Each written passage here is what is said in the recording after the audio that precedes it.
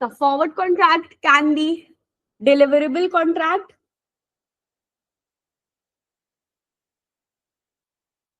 that is physically settled,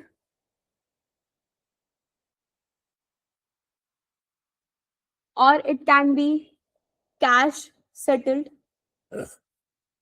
That is, in our case, our contract is physically settled. After 6 months, McDonald's and farmer would actually be exchanging potatoes.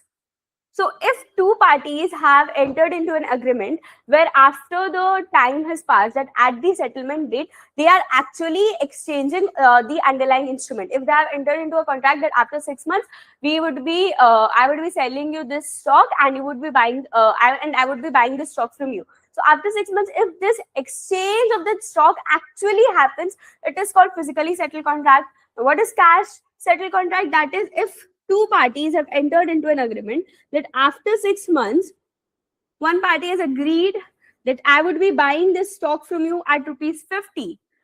The current price of the stock at moment is rupees 40. But after 6 months, if the price of the stock rises to rupees 60, the buyer of the who is benefiting if the price rises to rupees 60? The buyer of the forward contract, because if the price of the underlying instrument, the buyer of the forward contract increases, the buyer of the forward contract benefits. So here, what is the difference? The price in the market is rupees 60. They have agreed that they would be exchanging the stock at rupees 50. So the seller would have to buy the stock from the market at rupees 60 and sell the same stock to the buyer of the forward contract at rupees 50. So there would be a rupees 10 difference. So in the case of cash settled contract, they do not exchange the commodities. What the seller would do, that okay, I would have to buy the, if I were to go into the market and buy the stock, I would have to pay rupees 60 in order to buy the stock, and I would have to sell the same stock to you at rupees 50. So I would be making a net loss of rupees 10. And if now in the case of the buyer would be able to buy the stock at rupees 50 from the seller of the forward contract and would be able to sell the same stock at rupees 60 into the market. So the buyer is making a profit of rupees 10.